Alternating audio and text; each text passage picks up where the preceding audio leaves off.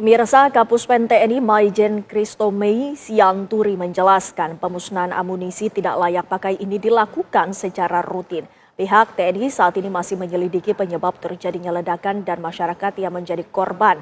Berikut penjelasan Kapuspen TNI Maijen Kristomei Sianturi kepada TV One. Turut berduka cita yang mendalam dari pimpinan TNI atas gugurnya 4 orang prajurit TNI dan 9 masyarakat dalam musibah di lokasi ledakan yang telah mengakibatkan 13 orang meninggal dunia di tempat pada saat kegiatan pemusnahan amunisi tidak layak pakai atau akhir inventaris dari TNI Angkatan Darat dari Kupusmu 3 Puspalat tahun 2025. Ya, jadi saat ini kami sudah menerima data bahwa adanya 4 orang anggota TNI AD yang gugur, yaitu Kepala Gudang atau Kagusmu 3 Puspalat, Kolonel CPL Antonius Hermawan, STMM, kemudian Kasimin Bakum Kupusmu 3 Puspalat Mayor CPL Anda Rohanda, Kopda Eri Priambodo, anggota Kupusmu 3 Puspalat, dan Pratu Aprio Saryawan Kupusmu 3 Puspalat. Itu adalah anggota-anggota TNI yang hari ini gugur dalam rangka pemusnahan munisi akhir atau munisi bekas di Garut hari ini. Kemudian adapun warga sipil yang ikut menjadi korban, yaitu Saudara Agus bin Kasmin, Saudara Ipan bin Obur, Saudara Anwar bin Inon, Saudara Ius, Ibing bin Inon, Saudara Ius Rizal bin Syepullah, Saudara Toto, kemudian Saudara Sakambangan, Saudara Rustiawan, serta Saudara Endang. Saat ini semua korban yang meninggal dunia sudah dievakuasi ke RSUD Pamengpek untuk dilakukan otopsi dan pemusnahan jenazah. Berdasarkan informasi yang kita dapat, memang ada secara rutin adanya pemusnahan munisi-munisi yang sudah tidak layak pakai atau sudah kadaluarsa gitu ya. Nah, tempatnya memang di desa, di tempat itu ya, di daerah Cibalong tadi ya, pemusnahan munisi dari Kupusmu 3 Puspalat itu memang sudah direncanakan untuk munisi-munisi yang tidak layak pakai atau sudah melebihi atau kita bilang sebutnya expired ya, itu memang harus diadakan pemusnahan.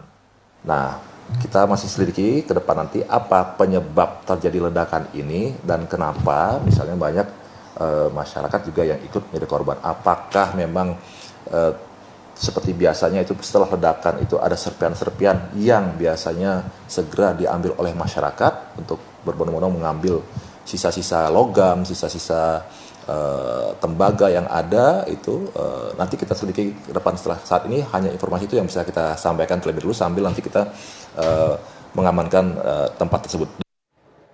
Dan bagaimana perkembangan terkini atas korban pemusnahan amunisi tidak layak pakai di Kabupaten Garut, Jawa Barat? Langsung saja kita sapa Taufik Hidayah yang berada di RSUD Pamengpek. Silakan, Taufik.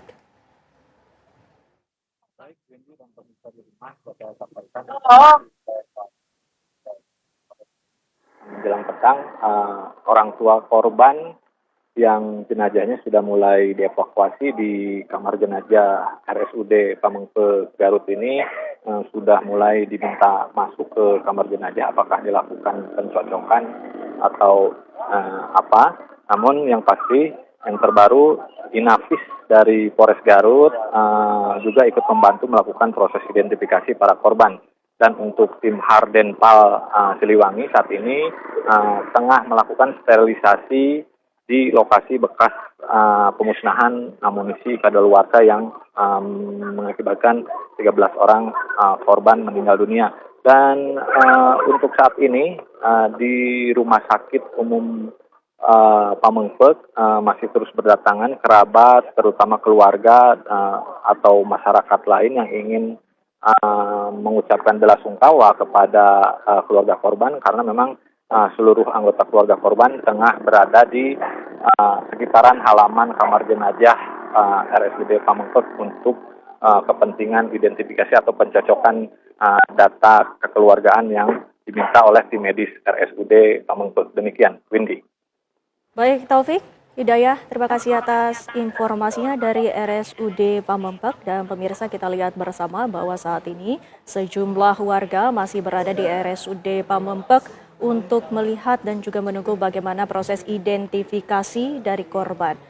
Dan Taufik, bisa Anda ceritakan ini apa perkembangan terbaru? Sepertinya ini masih ada proses penyidikan ataupun otopsi yang dilakukan oleh petugas di sana, Taufik? Betul sekali. Tadi satu persatu anggota keluarga, terutama para orang tua yang memang orang tuanya masih ada atau adik atau kakak dari para korban dipanggil oleh tim medis guna melakukan pencocokan antara korban dan anggota keluarga karena memang kondisi tubuh para korban sendiri sudah tidak utuh saat dievakuasi ke kamar jenazah ini. Dan perlu diperbarui juga tim Inapis dari Polres Garut ikut membantu proses identifikasi medis di kamar jenazah ini sehingga untuk mempercepat upaya otopsi dan proses forensik yang akan dilakukan oleh dokter spesialis forensik yang akan tiba malam nanti. Dan perlu diketahui juga jenazah para korban ini belum bisa dikembalikan ke keluarganya pada sore hari ini karena memang petugas memerlukan banyak keperluan, terutama penyatuan kembali organ-organ tubuh yang telah hancur untuk disatukan kembali agar nanti saat dikembalikan bisa utuh kepada keluarga. Demikian, Windy. Taufik, apakah dari pihak rumah sakit masih menunggu kantong jenazah dari lokasi kejadian? Baik, yang terbaru tadi sendiri, kantong jenazah yang tiba sekitar pukul 15.50 tadi membawa sepertinya organ tubuh lain yang tersisa di lokasi bekas ledakan amunisi atau pemusnahan amunisi yang ada di Desa Sagara tersebut. Dan saat ini petugas juga masih melakukan sterilisasi apakah masih ada sisa-sisa anggota tubuh korban yang bisa ditemukan di lokasi tersebut. Demikian, Binti. Tapi kami ingin melihat bagaimana suasana di sana apabila ada keluarga yang ingin mencocokkan data, kemana pihak keluarga harus melaporkan, ke posko mana saja yang telah disediakan, Taufik? Untuk posko sendiri seperti Anda lihat di layar kaca, ini yaitu di ruang mortuari, ruang jenazah, sehingga orang tua, kakak, adik, atau ayah yang memang akan dilakukan pencocokan identifikasi antara jenazah dengan anggota keluarga karena memang sulit